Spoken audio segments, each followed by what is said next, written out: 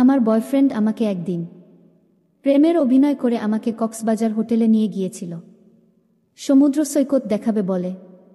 তারপর আমরা যখন হোটেলে গিয়ে উঠলাম, আমি ভেবেছিলাম আমার বয়ফ্রেন্ড অনেক ভালো, কোনো দিন আমার সাথে খারাপই করতেই পারে না। তাই একই হোটেলে একই রুমে দুজন স্বামী স্ত্রীর হয়ে থেকেছিলাম। তারপর আমার বয়ফ্রেন্ড রাতে আমার সাথে যে কাজ করল, তা শুনলে বন্ধুরা তোমাদের মাথা গরম হয়ে উঠবে। তাহলে চলুন বন্ধুরা, গল্পটি শুরু করি। হ্যালো বন্ধুরা, আমি ফারজানা আক্তার দিনা। আমার ডাক নাম দিনা। আমার বয়স 16। ছোটবেলা থেকেই আমি দেখতে খুব সুন্দরী ছিলাম, আকর্ষণীয় চেহারার অধিকারী ছিলাম। আমাকে দেখলেই পাড়ার ছেলেরা হা করে তাকিয়ে থাকত আর কিল কিল করে হাসত, আর আমার চেহারা সৌন্দর্য উপলব্ধি করত। আমি যখন স্কুলে পড়তাম, তখন আমার গায়ে সবে মাত্র যৌবন ফুটতেছে। চেহারার মধ্যে সব সময় অন্যরকম একটা ভাব থাকত। ছেলেদেরকে দেখলেই আমিও যেরকম অন্যরকম ভাব লিতাম, ঠিক ছেলেরাও আমাকে দেখলে সেই রকম ভাব লিত। বন্ধুরা, বয়সন্ধিকাল তো, বুঝেনি তো ব্যাপারটা। অনেক মজা করে চলতো আমার জীবন। স্কুলে যখন পড়তাম, হাজারো ছেলেদের ক্রাশ ছিলাম তখন আমি। স্কুলের প্রায় প্রত্যেকটি ছেলেই আমার সাথে প্রেম করতে চাইত, আমাকে ভালোবাসতে চাইত। ছেলেরাও যেমন আমাকে দেখে অন্যরকম ভাব লিত, ঠিক আমিও ছেলেদেরকে দেখে একটু মজা লওয়ার চেষ্টা করতাম। প্রেমের নামে আমার ছেলে বন্ধুরা মজা করার জন্য আমাকে বিভিন্ন জায়গায় ঘুরতে নিয়ে যেতে চাইত। আমি এতটাই সুন্দরী ছিলাম, আমি যখন তাদের সাথে ঘুরতে যেতাম, তাদের মধ্যে অন্যরকম একটা ইমেজ কাজ করত। প্রতিদিন একটা না একটা প্রেমের প্রস্তাব পাইতাম। কি করব বন্ধুরা, আমি তো রক্তে মাংসে ভরা একটা মানুষ। আমি দেখতে প্রচুর সুন্দরী, লাবণ্যময়ী এবং আবেদনময়ী হওয়ার ফলে প্রায় প্রতিদিনই এলাকার বখাটে ছেলেফেলেরা আমাকে প্রচুর বিরক্ত করত। এভাবেই চলতে লাগলো আমার জীবন। কিন্তু একদিন আমার জীবনে ঘটে গেল একটা ভয়াবহ দুর্ঘটনা। এই একটি দুর্ঘটনায় বন্ধুরা আমার জীবনটাকে পুরো তছনছ করে দিয়েছিল, এলোমেলো করে দিয়েছিল আমার পুরো জীবন। একটি ভুলের কারণে আমার এর মাসুল পেতে হচ্ছে সারাটি জীবন। বন্ধুরা, আমি যখন ক্লাস 9-এ পড়ি, তখন আমার ওই ক্লাসের মেধাবী একজন ছাত্রের প্রেমে পড়ে যায়। সে দেখতে অনেক সুন্দর, অনেক হ্যান্ডসাম। প্রথম দেখাতেই তাকে আমার ভালো লেগে যায়। সেও আমাকে ভালোবাসত, কিন্তু আমি তা জানতাম না। হঠাৎ একদিন সে আমাকে প্রেমের প্রস্তাব দিয়ে বসে। আমিও আর তার প্রস্তাবটা না করতে পারলাম না। না করিনি একটি কারণে, কারণ আমি তো ছেলেটাকে খুব ভালো করে চিনতাম। আর তাছাড়া ওই ছেলেটা আর আমি তো একই স্কুলে পড়তাম। আর তাছাড়া ওই ছেলেটার বাড়িটা আমার পাশের গ্রামে। আমি খুব ভালো করে চিনতাম, যেখানে তার প্রস্তাব গ্রহণ করতে দ্বিধাবোধ করলাম না। ওহো বন্ধুরা, আমি তোমাদের আমার বয়ফ্রেন্ডের নাম বলতে ভুলে গেছি। তার নাম হলো তৌহিদুল ইসলাম রাজ, তবে সবাই তাকে রাজ নামে ডাকে। সে পড়ত ক্লাস 10-এ আর আমি পড়তাম ক্লাস 9-এ। ঠিক এই মুহূর্তেই আমি তার সাথে প্রেমের সম্পর্কে জড়িয়ে যাই। বন্ধুরা, আমি যখন ক্লাস 9-এ পড়ি, আমার বয়ফ্রেন্ড রাজ একদিন আমাকে বলল, শোনো দিনা, অনেকদিন ধরে একটি কথা বলবো বলবো বলে ভাবছি, কিন্তু কথাটা আমার মনের ভিতরে ঘোরপাক খাচ্ছে। আমি কোনোভাবেই তোমাকে বলতে পারছি না, আর আমি ঘুরিয়ে পেঁচিয়ে কথাও বলতে পারি না। দিনা, তুমি বিশ্বাস করো কিনা জানি না, আমি তোমাকে মন থেকে, দিল থেকে, কলিজা উজাড় করে ভালোবাসি। হয়তো তুমি বিশ্বাস করতেও পারো, আবার নাও করতে পারো। দিনা, তুমি নিশ্চয় বুঝতে পারছো আমি তোমার কাছে কি চাই। দিনা, তুমি আমার চোখের দিকে তাকিয়ে দেখো, তাহলেই বুঝতে পারবে আমি তোমাকে কতটুকু ভালোবাসি। দিনা, অনেক দিন ধরে আমি আমার মনের মধ্যে পোষণ করে রাখলাম, কিন্তু আমি তোমাকে যে অনেক ভালোবাসি তা কখনো বলতেও পারছি না। আজকে অনেক সাহস নিয়ে আমি তোমাকে বলে ফেললাম। দয়া করে তুমি আমার প্রস্তাবটা ফিরিয়ে দিও না। আমার বয়ফ্রেন্ড রাজ যখন আমাকে এমনভাবে কথাগুলো বলল, আমি তার প্রস্তাবটা পেয়ে মনে মনে অনেক খুশি হলাম, কিন্তু তাকে বুঝতে দিলাম না। ভাবলাম তাকে একটু বাজিয়ে নেওয়া যাক, দেখি সে আমাকে কতটুকু ভালোবাসে। তারপর আমি মনে মনে সিদ্ধান্ত নিলাম তাকে একটা পরীক্ষা নেব। সে যদি পরীক্ষায় উত্তীর্ণ হয় তাহলে মনে হবে সে আমাকে অনেক ভালোবাসে। তারপর আমি আমার মনের ভাষাগুলো প্রকাশ করব। এই ভেবে আমি বললাম, রাজ ঠিক আছে, তুমি আমাকে ভালোবাসো তা মানছি, আমি বুঝতে পারছি। রাজ, আমি আমার ভালোবাসার কথা আজকে বলতে পারবো না, আমি তোমাকে কালকে আমার সিদ্ধান্ত জানাবো। কথা অনুযায়ী রাজ পরের দিন আমার ভালোবাসা পাওয়ার জন্য অপেক্ষা করতে শুরু করল। কিছুক্ষণ পর আমিও তার কাছে গেলাম। সে আমাকে বলল, দিনা, তোমার উত্তরের আশায় আমি রইলাম। তারপর আমি বললাম, রাজ, আমি তোমাকে ভালোবাসি, কিন্তু আমার একটা শর্ত আছে। আমি জানি না এই শর্তটা শুনলে তুমি আমাকে ভালোবাসবে কিনা। এই শর্তটা শোনার পরেও যদি তুমি আমাকে ভালোবাসো তাহলে তোমাকে ভালোবাসতে আমার কোনো আপত্তি নাই। তারপর রাজ আমাকে বলল, দিনা, দেখো, আমি তোমাকে ভালোবাসি, তোমার জন্য আমি যে কোনো শর্ত পূরণ করতে রাজি। তোমার কি শর্ত দিনা? প্লিজ আমাকে বলো। তারপর আমি বললাম, রাজ, তুমি তো আমাকে ভালোবাসো আমার উপর দেখে, আমার রূপ যৌবন দেখে, কিন্তু আমার ভিতরে কি যন্ত্রণা তুমি তা জানো না। রাজ, আমার মেয়েলি একটা বড় সমস্যা আছে, যে কারণেই আমি কখনো কারোর সাথে ঘনিষ্ঠ হতে পারবো না। ডাক্তার দেখিয়েছিলাম অনেক আগে। ডাক্তার বলেছে আমি যদি কখনো এরকম ধরনের কোনো কিছু করতে যাই তাহলে আমার প্রাণ নাশের আশঙ্কা আছে। দেখো রাজ, আমার চেহারা, আমার সবকিছুই অনেক সুন্দর, আমি মানছি। আমার উপরের সুন্দরতা দেখে হয়তো তুমি আমার জন্য পাগল হয়ে গেছো, কিন্তু আমার এই সমস্যার কারণে আমি আজ পর্যন্ত কাউকে ভালোবাসতে রাজি পারিনি।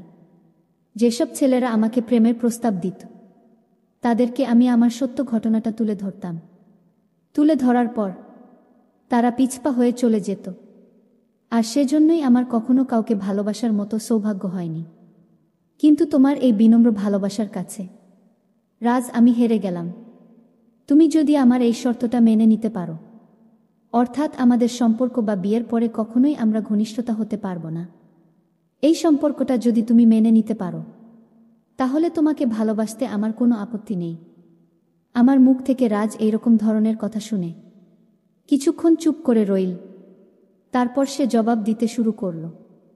আমাকে বলতে লাগল, দিনা, আমি তোমাকে ভালোবেসেছি, তোমার মনকে, তোমার দেহকে নয়। সুতরাং তোমার সমস্ত শর্তই আমি মেনে নিতে রাজি। তুমি যদি না চাও তোমার সাথে কখনোই আমি ঘনিষ্ঠ হওয়ার চেষ্টা করব না। রাজের তাৎক্ষণিক উত্তর শুনে আমি হতবাক হয়ে গেলাম। ভাবলাম রাজ আমাকে এত ভালোবাসে।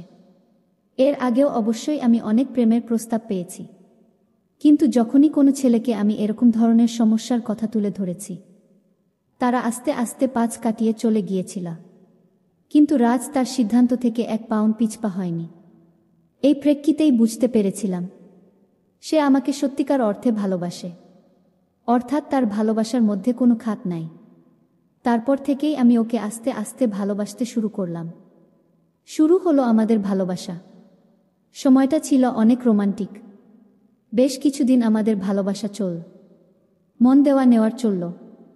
মাঝে মধ্যে রাজ আর আমি বিভিন্ন জায়গায় বিনোদনের জন্য ঘুরতে যাইতাম, কিন্তু সে আমার দিকে মাঝে মধ্যে রোমান্টিক মুডে থাকত, কিন্তু আমার ভালোই লাগত। আমি তারপরও তাকে বুঝতে দেইনি আমি যে তাকে পরীক্ষা করেছিলাম বা পরীক্ষা করছি এখনো। একদিন আমি বাসায় বসে বসে টিভি দেখছিলাম। হঠাৎ করে টিভির মধ্যে কক্সবাজারে একটি সিন দেখতে পেলাম। খুব সুন্দর এবং রোমান্টিক লাগছিল আমার। কিন্তু দেখার পর আমি রাজকে শেয়ার করলাম, আজকে একটা জিনিস দেখলাম টিভির মধ্যে, খুব ভালো একটা স্পট। কক্সবাজার যে সত্যিকার অর্থে এত সুন্দর আগে কখনো দেখেনি এবং জানতামও না। আমার মুখে এরকম ধরনের প্রশংসা শুনে রাজ বলতে লাগল, তুমি যদি চাও তাহলে তোমাকে আমি কক্সবাজার ঘুরিয়ে দেখাতে পারি। যদি তুমি অনুমতি দাও তাহলে আমি তোমাকে কক্সবাজার নিয়ে যেতে পারি। রাজের মুখ থেকে এরকম ধরনের কথা শুনে আমি খুব উল্লাসিত হয়ে গেলাম আর ভাবলাম, রাজ, তুমি কি সত্যি বলছো? আমাকে কক্সবাজার নিয়ে যাবে? আসলে কক্সবাজার যাওয়া কিন্তু আমার অনেক স্বপ্ন। তখন রাজ বলল, হ্যাঁ দিনা, আমি সত্যি বলছি। তুমি যদি চাও তাহলে তোমাকে আমি কালই কক্সবাজার নিয়ে যাব। আমি বললাম, সত্যি রাজ? রাজ বলল, হ্যাঁ সত্যি। আমি বললাম, তাহলে ঠিক আছে রাজ, তাহলে চলো আমরা একটা নির্দিষ্ট দিন ঠিক করে আমরা কক্সবাজার থেকে ঘুরে আসি। কিন্তু এখানে তো একটা সমস্যা আছে, কক্সবাজার গিয়ে আমরা থাকবো কোথায়? রাজ বলল, এ নিয়ে তুমি কোনো চিন্তা করো না, কক্সবাজার থাকার মতো অনেক জায়গা আছে, বিশেষ করে অনেক বড় বড় এবং ভিআইপি হোটেল আছে, সেখানে সব কিছু সুবিধা আছে, আমরা চাইলে সেখানে থাকতে পারি। আমি বললাম, রাজ তারপরও তুমি আর আমি একসাথে একটি হোটেলে থাকব, আর তাছাড়া আমাদের তো এখনো বিয়ে হয়নি। রাজ বলল, তুমি কি আমাকে বিশ্বাস করো না? দিনা, তুমি আমার উপর সম্পূর্ণ বিশ্বাস রাখতে পারো, আমার কাছে তুমি 100% সুরক্ষিত থাকবে। রাজকে আমি অনেক বিশ্বাস করতাম, কারণ আমি তাকে বিভিন্নভাবে পরীক্ষা করেছিলাম, কিন্তু তার মধ্যে বাজে কোনো দিন আমি কোনো কিছু পাইনি, যে কারণেই আমি তার সাথে কক্সবাজার যেতে রাজি হয়েছিলাম। কক্সবাজার গিয়ে আমরা প্রথমত দুজনকে স্বামী স্ত্রী পরিচয় দিয়ে একটি হোটেলে উঠলাম, সেখানে আমরা সপ্তাহখানেক থাকব, যে কারণেই আমরা 1 সপ্তাহের জন্য হোটেলটি বুক করলাম। জীবনে প্রথম অন্য কোনো পুরুষের সাথে রুম শেয়ার করা, কিছুটা ভয়ও লাগছিল, আবার ভাবলাম রাজকে কিছুটা সারপ্রাইজও দিব। সত্যিকার অর্থে আমার মধ্যে যে কোন সমস্যা নাই, তা রাজকে আমি প্রকাশ করব। অবশ্যই আমার সারপ্রাইজ পেলে রাজও অনেক খুশি হয়ে যাবে। দুজন রুমে ঢুকে ফ্রেশ হয়ে গোসল করে নিলাম। একদম ফ্রেশ হয়ে দুজন বিশ্রামের জন্য প্রস্তুত হলাম এবং দুজনের চোখের উপর চোখ রেখে গল্প করতে শুরু করলাম। খুব ভালোই লাগছিল, মনে হচ্ছিল যেন নতুন কোনো পৃথিবীতে আমরা চলে গিয়েছিলাম। গল্প করতে করতে হঠাৎ আবেগঘন্মা অবস্থা আমার হয়ে গেল। রাজও আমার দিকে আবেগময় অবস্থায় দেখতে লাগল। আমি রাজকে বললাম, রাজ, আজকে আমি তোমাকে একটা সারপ্রাইজ দিব। রাজ আমার দিকে অবাক দৃষ্টি তাকিয়ে বলল, দিনা, তুমি আমাকে কি সারপ্রাইজ দিবা? একটু বলো না, আমার তো আর দেরির সহ্য হচ্ছে না। আমি বললাম, রাজ, তোমাকে যে আমি একটি গোপন সমস্যার কথা বলেছিলাম, মূলত সেটা ছিল আমার একটা নাটক। আমি তোমাকে এতদিন পরীক্ষা করলাম, এতদিন তোমাকে যাচাই করলাম, সত্যিকার অর্থে তুমি আমাকে অনেক ভালোবাসো কিনা। রাজ, আমি তোমাকে বেসিক্যালি যে একটা পরীক্ষা করলাম, সবগুলোতেই তুমি পাশ করেছ, তাই আজ তোমাকে আমি আমার জীবনের শ্রেষ্ঠ সম্পদ তোমার হাতে তুলে দিব। আমার কথা শুনে রাজ আরও বেশি অবাক দৃষ্টিতে আমার দিকে তাকিয়ে রইল আর মুচকি মুচকি হাসতে শুরু করল। আমি বললাম, রাজ, এবার খুশি তো? রাজ বলল, সেটা তোমার ইচ্ছা, আমি তোমাকে বলেছিলাম না, আমি তোমাকে কখনো তোমার ইচ্ছার বিরুদ্ধে কাজ করব না, আর তুমি না চাইলে তোমার সাথে আমি কখনো ঘনিষ্ঠতা হব না, আমি আমার কথা রাখার চেষ্টা করব। তখন আমি বললাম, রাজ, সেটা ছিল আমার তোমাকে পরীক্ষা, কিন্তু তুমি তো পরীক্ষায় পাশ করেছ, এবার তুমি আমার সাথে তোমার ইচ্ছা পূরণ করতে পারো। আমি তো তোমাকে উন্মুক্ত করে দিয়েছি রাজ, তুমি চাইলেই আমার সাথে সব কিছু করতে পারো। আমার কথা শুনে মনে হলো রাজ মনে মনে অনেক খুশি। দুটি তাজা প্রাণ মনে মনে এবং দেহের মধ্যে টকবক শুরু হলো। মূলত দুইটি তাজা প্রাণ একসাথে, তাও আবার রোমান্টিক মুহূর্তে, আবার নির্জন মুহূর্তে, যেখানে কেউ নেই। আর এইরকম নির্জন মুহূর্তে একজন আরেকজনকে পাওয়ার জন্য মানুষ পাগল হয়ে যায়। ঠিক সেই মুহূর্তটাও আমার আর রাজের মধ্যে এসে পড়ল। রাজ আমার অনুমতি পেয়ে কিছুক্ষণ পরেই আমি অনুভব করলাম রাজ ভিন্ন কিছুর জন্য প্রস্তুতি নিচ্ছে। রাজ অনেক শক্তিশালী, সুদর্শন একটা পুরুষ, যাকে দেখলেই গা শিশরিত হয়ে উঠত। কিন্তু তার ওটা দেখে আমার মাথা তো গরম হয়ে গেল। ভাবলাম, আমি এটা কি দেখলাম? মনে হচ্ছে বিদেশি ভাব। দেখেই তো আমি অজ্ঞান হয়ে যাবার মতো অবস্থা। ভাবলাম, জীবনে আমি কোনোদিন কারো সাথে এরকম কিছু করি নাই, তার মধ্যে আবার ওর ইয়া বড় জিনিস, দেখতে অনেকটা বিদেশিদের মতো। ওটা দেখে আমার মাথা গরম হয়ে গেল। আর আমার গায়ের রক্তের মধ্যে যেন ঘূর্ণিঝড় বইতে লাগল। মনের মধ্যে উথাল পাথাল লাগল। চোখের মধ্যে যেন অন্যরকম নেশায় নিঃসৃত হতে লাগল। তখন আমি এবং রাজ এক অন্য জগতের বাসিন্দা হয়ে গেলাম। কিন্তু যখন রাজ প্রথম প্রথম আমাকে তার বড়টা অনুপ্রবেশ হলো, তখন আমি কি বলবো বন্ধুরা, তখন আমার কাছে এমন মনে হলো যেন আমার ভিতরটা লণ্ডভণ্ড হয়ে গিয়েছিল। আমি জানি না প্রথম প্রথম এত কষ্ট কেন পাওয়া যায়। তারপর অবশ্য আমি অনেক মজা পেয়েছিলাম। আমার আর রাজের একবার হওয়ার পরও সে কোনোভাবেই মানতে ছিল। আমার মনে হলো তার মধ্যে পুরো তুফান উঠে পড়েছিল। তারপর সে এই ভারে এক রাতে তার 5 বার হয়েছিল। এইভাবে রাজের সাথে আমার জীবনের 7টি দিন খুব মজা করে কেটেছিল।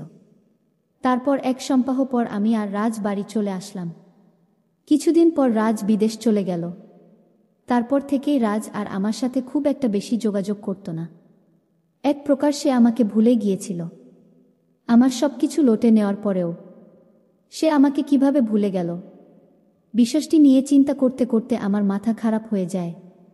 তার সাথে আমার বর্তমানে কোনো প্রকার যোগাযোগ নেই, একবারে সম্পূর্ণ বিচ্ছিন্ন। আমার জীবন, যৌবন, পড়ালেখা সবকিছু হারালাম তার জন্য। বন্ধুরা, এই ঘটনাটি আমার জীবনের সবচেয়ে বড় একটা ভুল, যার মাসুল আমাকে সারা জীবন পেতে হবে। পরিশেষে বন্ধুরা, আমি তোমাদেরকে বলবো, তোমাদের জীবনে হয়তো আমার মতো এরকম ধরনের ঘটনা ঘটতে পারে, কিন্তু আমার মতো করে কাউকে বিশ্বাস করবে না।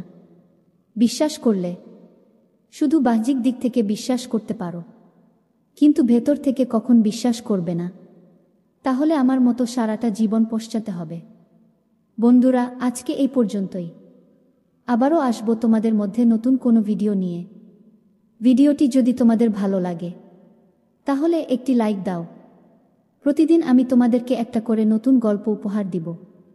তাই তোমাদেরকে অনুরোধ করে বলছি, তোমরা যদি এই রকম ধরনের ইন্টারেস্টিং গল্প পেতে চাও তাহলে দয়া করে আমার চ্যানেলটি সাবস্ক্রাইব করো।